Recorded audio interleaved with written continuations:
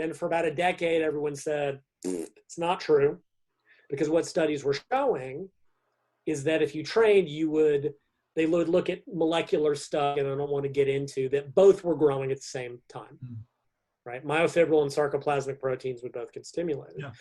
And then a paper came out, let's say a year ago, and it was actually, so Mike Israetel was involved with a paper by Cody, haun, H-A-U-N, that looked at volume, and they went from 10 to 32 sets over 6 weeks, and they got growth. And then they looked at it again a year later.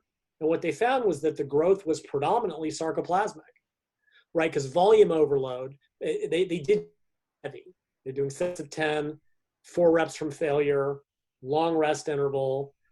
That's a volume stress, right? It's a fatigue stress. It's